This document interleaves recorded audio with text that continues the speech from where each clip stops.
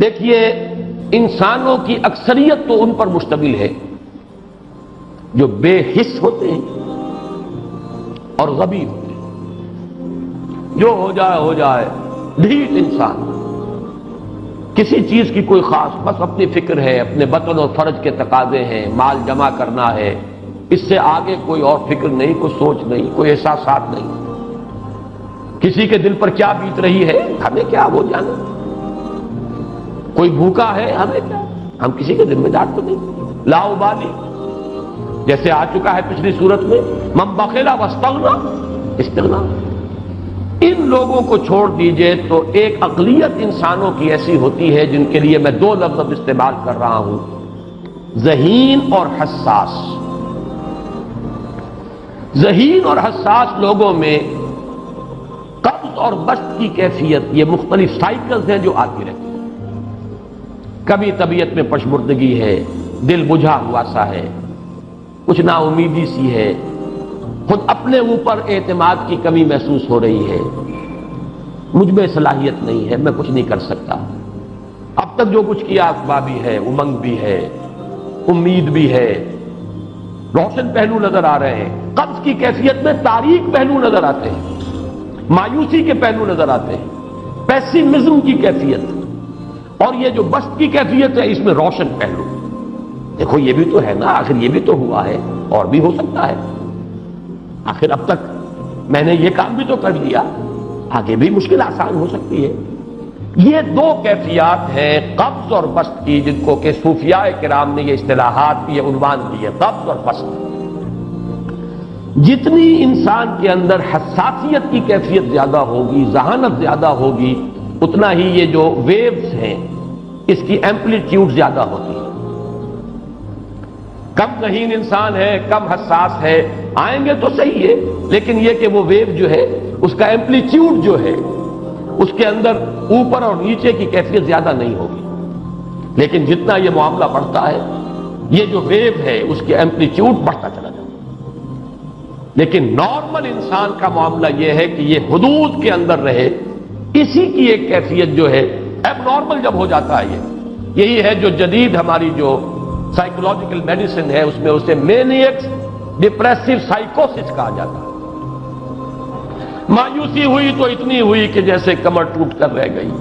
اور اسی ڈپریشن میں ہوتی ہیں خودکشیاں، خودکشی کر جاتا ہے، ڈپریشن، کچھ روشن پہلو نظر ہی نہیں آ رہا۔ اور جب کیفیت ہوتی ہے انشراح کی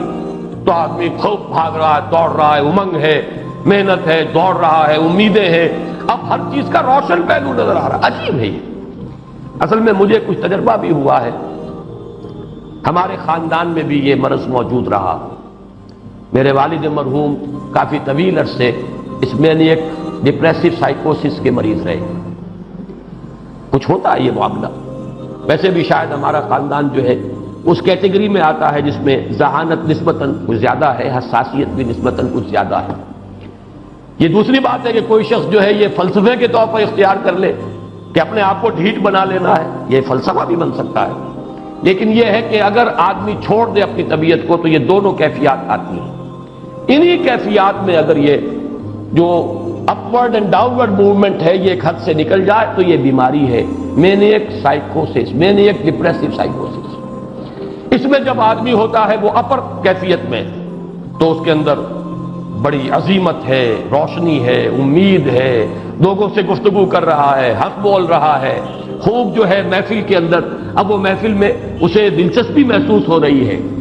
اور اسے ہر چیز کا روشن پہلو نظر آ رہا ہے، خود اپنے وجود کا بھی روشن پہلو، دوسروں کے وجود کا بھی، دوسروں کی بات میں سے بھی وہ اچھا پہلو تلاش کریں گے، وہ برا پہلو تلاش نہیں کریں گے۔ جب دوسری کیفیت ہے ڈپریشن کی، ہر ایک کی بات میں کوئی برائی نظر آئے گی، کوئی اس کی نیت کا فطور ہے، کوئی فساد ہے، کوئی یہ جو ہے بدنیتی کے ساتھ یہ بات کر رہا ہے، کوئی خیر کہیں ہے ہی نہیں، برائی ہی برائی ہے، مایوسی ہی مایوسی ہے، بدلی ہی بدلی۔ یہ ہے در حقیقت وہ کیفیت، اس کو غالب نے بہترین انداز میں تعبیر کیا ہے۔ ذہین اور حساس انسانوں میں ان کی جو ترقی ہے وہ انہی مراحل سے ہو کر گزرتی ہے۔ ہر قبض کے بعد جب بسط آتا ہے تو آگے ترقی ہوتی ہے۔ جس کو آپ کہتے ہیں بائی لیپس اینڈ باؤنس، آدمی جو ہے چھلانگ لگاتا ہے، گویا کہ ایک درجہ جو پہلے تھا اس سے آگے درجہ انسان کا جو ہے اس سے بلندر پوزیشن پر انسان پہنچتا ہے۔ ہر قبض کے بعد جو نیا بست آتا ہے وہ ایک نئی کیفیت، نئی شان، نئی بلندی، نئی رفعت ہے۔ اس کو غالب نے تعبیر کیا ہے بہت خوبصورت انداز میں، رکتی ہے میری تباہ تو ہوتی ہے رواں اور۔ یہ ہے وہ معاملہ جو ان آیات مبارکہ کے پس منظر میں ہے۔ اسی لیے اب میں آپ کو اس کا حوالہ دے رہا ہوں، تفسیر مظہری میں قاضی ثناء اللہ پانی پتی رحمت اللہ علیہ نے بہت عمدہ بات فرمائی ہے کہ حالت قبض اگر کسی شخص پر طاری ہو تو اس حال میں اکسیر کا درجہ رکھتی ہے یہ سورہ مبارکہ، اس لیے کہ یہ نازل ہوئی ہے محمد الرسول اللہ صلی اللہ علیہ وسلم پر اسی حالت قبض میں۔ اس میں اب اللہ تعالیٰ فرما رہے ہیں والضحیٰ، قسم ہے دن کے دھوپ چڑھنے کے وقت کی، واللیل اذا سجا، اور قسم ہے رات کی جبکہ وہ چھا جائے یا ساکن ہو جائے، سجا کے دونوں معنی سکون۔ ما ودعک ربک وما قلی، آپ کے رب نے آپ کو رخصت نہیں کیا ہے، نہ ہی وہ آپ سے ناراض ہوا ہے۔ وللآخرۃ خیر لک من الاولی، اور اس کے بعد جو وقت آئے گا اس قبض کے بعد وہ پہلی سے بھی بہتر ہوگا۔ وَلَسَوْفَ يُعْطِيكَ رَبُّكَ فَتَرْضَىٰ، ان قریب آپ کا رب آپ کو اتنا کچھ دے گا، اتنا کچھ دے گا، آپ کی محنتوں کے وہ نتائج سامنے آئیں گے کہ آپ راضی ہو جائیں گے۔ الم یجدک یتیما فآویٰ، کیا اس نے اے محمد آپ کو نہ پایا کہ آپ یتیم تھے پھر پناہ دی، آپ کے لیے بندوبست کیا۔ وَوَجَدَكَ ضَالًّا فَہَدَىٰ، اور پھر جب آپ شعور کی پختگی کو پہنچے اور غور و فکر کا مرحلہ آیا، حقائق میں انسان کو سوچ بچار کا مرحلہ آیا اور آپ کو دیکھا کہ آپ تلاش حقیقت میں سرگرداں ہیں تو ہدایت دی۔